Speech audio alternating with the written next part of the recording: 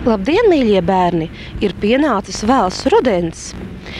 Saulīte paslēpusies zem šiem lielajiem tumšajiem mākoņiem. Cilvēks nevar iztikt bez saules siltuma un maiguma un mīlestības. Tāpat nevar iztikt arī bez šī vēja, kas purina mums matus, un nevar iztikt bez ūdens. Tagad ūdens ir apkārt ļoti, ļoti daudz. Bet vispār par ūdeni, kas ir ūdens un cik ir ūdens, jūs uzzināsiet jaunās skolotājas Vijas raidījumā. Tādēļ uzmanīgi skatieties to.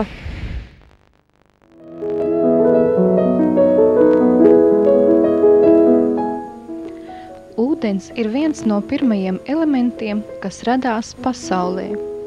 Ūdenī un no ūdens ir radusies dzīvība. Ja zemeslode būtu apaļa kā bumba, bez kalniem un bez lejām, tad viss pasaules ūdens aptvertu to 2780 metru biezā slānī. Senie latvieši domāja, ka lieldienu rītā un Jāņu naktī ūdens ir apveltīts ar maģisku spēku. Tāpēc arī ticēja tam, ka Jāņu rītā, rasā mazgājot seju, cilvēks kļūst skaistāks un veselīgāks.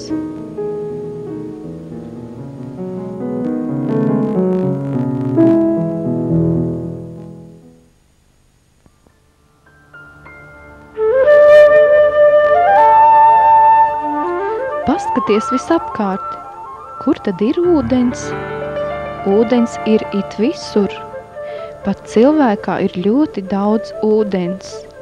Cilvēka smadzenēs, asinīs un muskuļos. Taču visvairāk ūdens ir dabā, augos, dzīvniekos, upēs, ezeros un jūrās.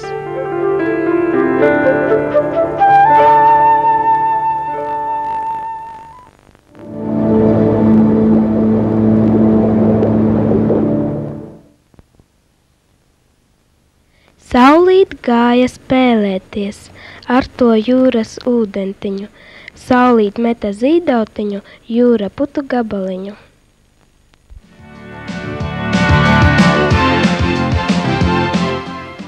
Baltijas jūra, jeb Dzinterjūra, ir Latvijas lepnums un bagātība.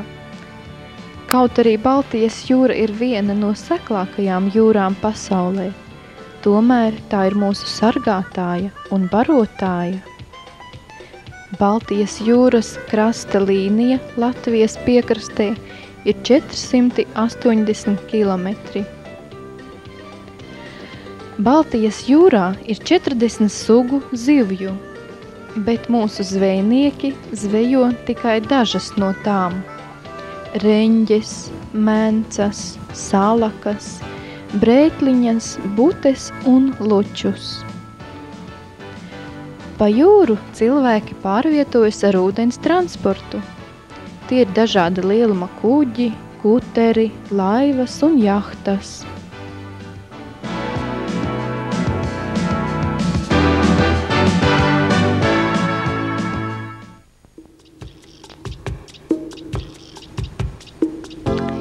Jūrā ir pats lielākais ūdens daudzums mūsu republikā. Kā nu ne? Visas lielākās Latvijas upes plūst uz jūru. Viena no tām ir Daugava. Daugava tek lepni un varani. Tā savieno Latgali, Vidzemi un Zemgali. Daugavas garums pārsniedz 1000 kilometru, bet platums 200 metru un vairāk.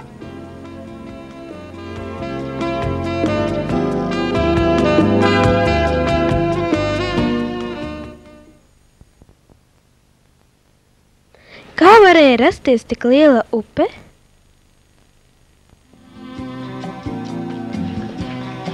Teika vēstītā. Senāk, kad nebija upju, visiem vajadzēja iztikt no rasas un lietus. Zvēri no tā nespēja atdzerties, tā labi nosprieda rakt upi. Zaķis lēca pa priekšu, upē robežas rādīdams, tādēļ upe iznāca tāda līkumaina, kā zaķa cilpas. Ķīvīte ar stārķi vadāja purva ūdeņus uz upes gultni, bet Vārde nemitīgi lēca upē un mērīja ūdens dziļumu. Visi pūlējās svīzdami, vienīgi Vālodzene aizbildinādamās. Es varu padzerties arī no rasas, kas uz apšu lapām. Tad citi biedri noskratušies uz Vālodzi, devās pie apses un pavēlēja tās lapām drebēt.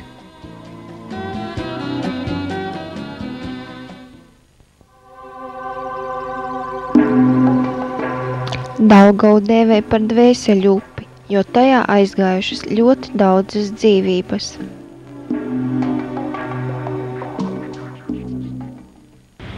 Tagad es stāvu Daugavas krastā.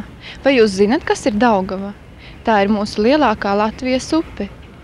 Bet šāds nosaukums ir cēlies no vārda daug, tas ir daudz, un ava, tas ir ūdens. Tātad daudz ūdens.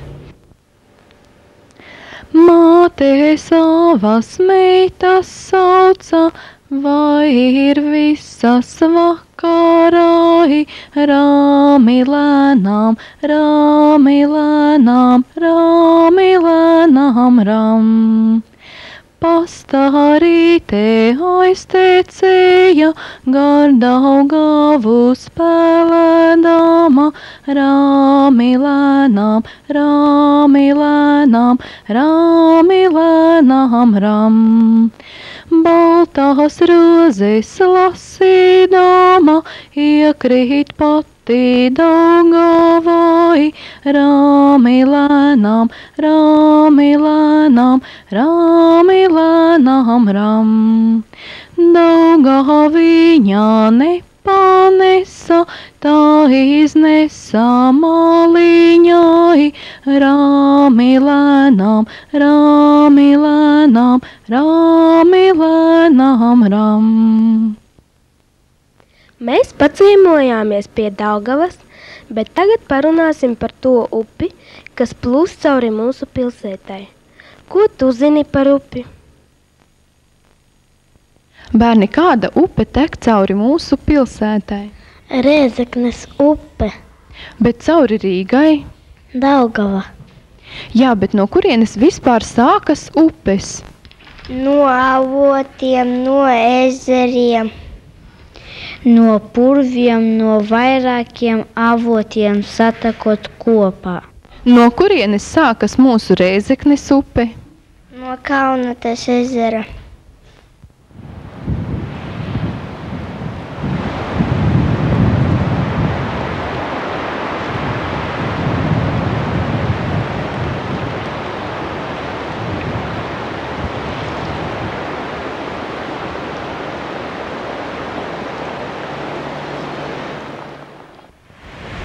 Kur mēs tagad atrodamies? Pie Rēzeknes upes. Uz kuru pusi plūst upe? Parādi, Ruslana. Bet kā tu to noteici? Pēc straumes. Upē tāpat kā cilvēkam ir labā roka un kreisā roka, tā arī upē ir labais un kreisais krasts. Kā var noteikt, kurš ir labais un kurš ir kreisais krasts? Es nostājos ar ceļu uz to pusi, kur plūst upe.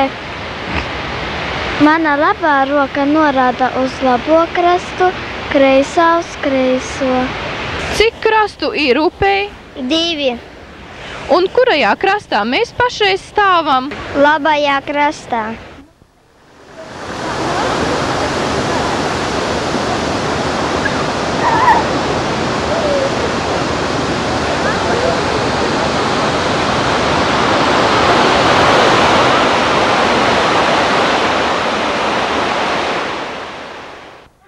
Pavērojiet, cik apmēram metrus varētu būt plata šeit? Upe? 10 metri. Jā, tātad upe plūstot uz priekšu kļūst aizvien platāka un platāka. Un visbeidzot tā ietek Lubānas ezerā. Šo vietiņu, kur ietek upe, Lubānas ezerā sauc par ieteku. Bet bērni, kādi dzīvnieki dzīvo upē? Vārde. Vēl? Kukaiņi vasarā. Līdeklis.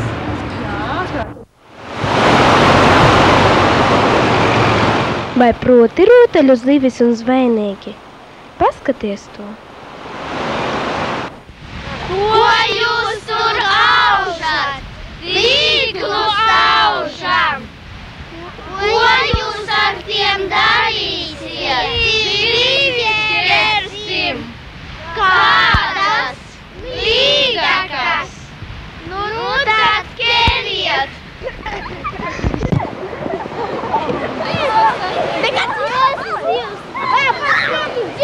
Ko jūs tur aužat? Tīklus aužam! Ko jūs ar tiem darīsiet? Zivis ķersim! Kādas? Līgakas! Nu ķeriet! Nu tad ķeriet!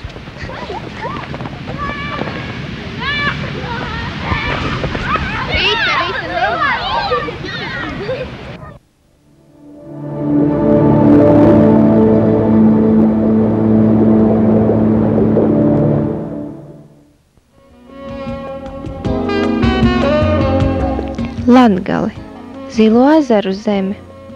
Te atrodas krāšņākie Latvijas ezeri, varenie Lubāns un Rāzna, Ežezers ar daudzajām skaistajām salām, pat dziļākais ezers Baltijā Drīdzis un daudzi citi.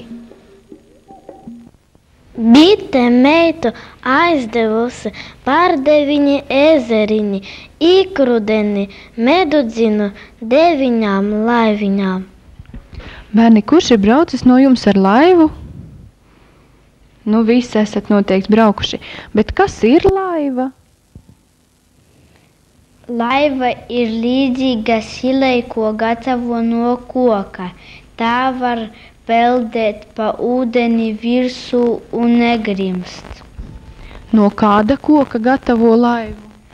No liepas, no oša, no priedes, no egles.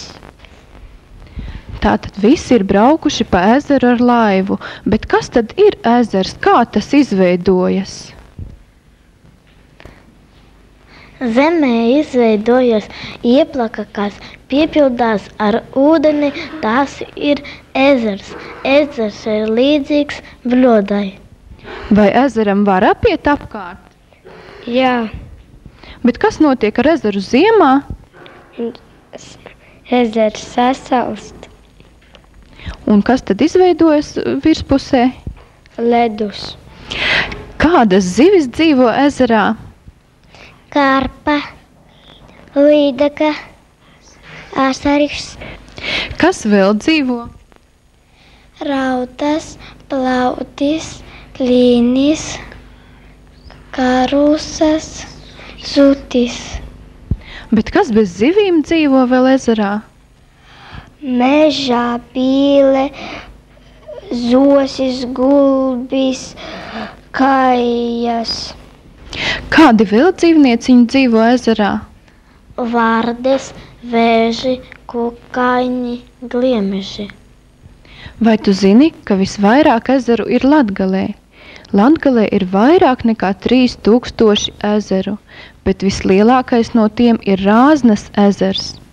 Tas ir apmēram 7 km plats un 5 km garš, bet pati dziļākā vieta ir 17 metru.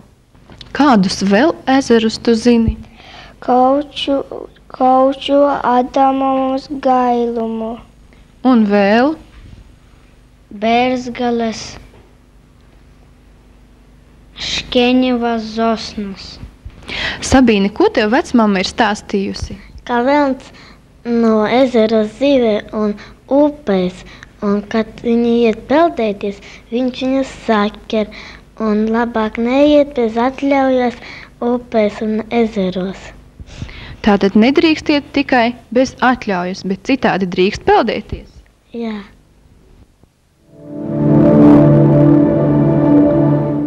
Upēs un ezeros dzīvo divvāku gliemenes, kā arī dafnijas. Tie ir mazītiņi dzīvnieciņi, kurus var saskatīt tikai caur mikroskopu. Dafnijas ūdenim piešķir tumšāku nokrāsu. Tās ir ļoti vajadzīgas, jo barojas ar bojā gājušajiem sīkajiem dzīvniekiem, tātad tās attīra upes un ezerus no atkritumiem. Savukārt ar dafnijām mielojas lielās un mazās zivis.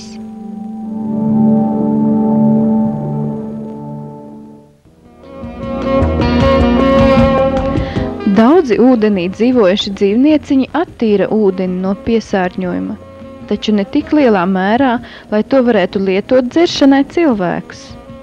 Tāpēc cilvēks ir izgudrojis speciālas attīrīšanas iekārtas, kuras ļauj upes ūdeni attīrīt un lietot kā dzeramo ūdeni. Daugavpils pilsētas iedzīvotāji dzeramo ūdeni ņem no Daugavas, protams, iepriekš to speciāli attīrot. Kā tas notiek, paskatīsimies.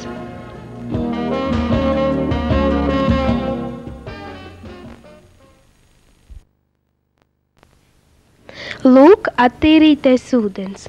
Tagad to var dzert.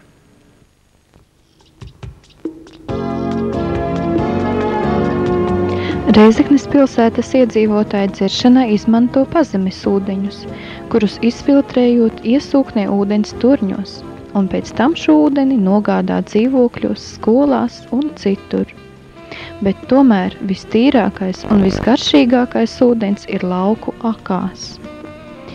Vai tu zini, ka Latvijā pusi no visa dzeramā ūdens cilvēki izlieto savās mājās un dzīvokļos, bet otru pusi rūpnīcās, skolās un citās darba vietās? Vai kādreiz esi padomājis, cik litru ūdens aiztek darot ikdienas darbus? Mājās mazgājot traukus izlietojam apmēram 35 litrus ūdens, gatavojot ēdienu 10 litrus, bet ēdnīcā daudz vairāk.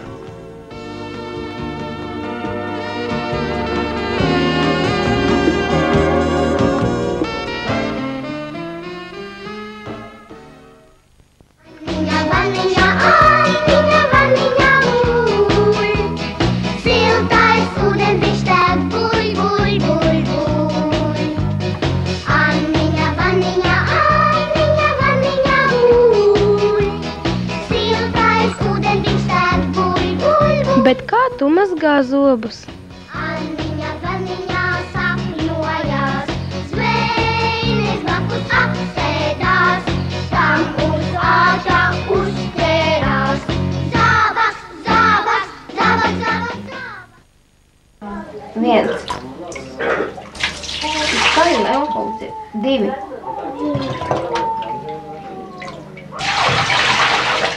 3. Un 13.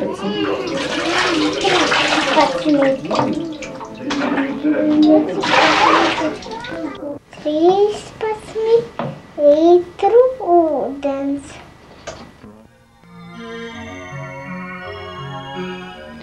Bērni, mācieties taupīt dzeramo ūdeni. Nekad neatstājiet atgrieztu krānu bez vajadzības. Mazgājot zobus, izmantojiet glāzi ūdens. Ar to pietiks, lai izskalotu zobiņus.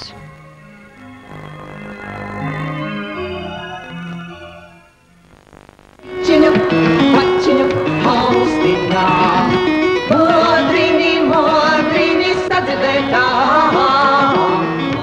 Bičiņu, pačiņu, austiņā, modrini, modrini sadzirdētā. Bičiņu, pačiņu, austiņā, tāliņi saredzētā. Bičiņu, pačiņu, austiņā, tāliņi saredzētā. Bičiņu, pačiņu, kājiņā, viegli paticētā. Bičiņu, pačiņu, kājiņā, viegli paticētā.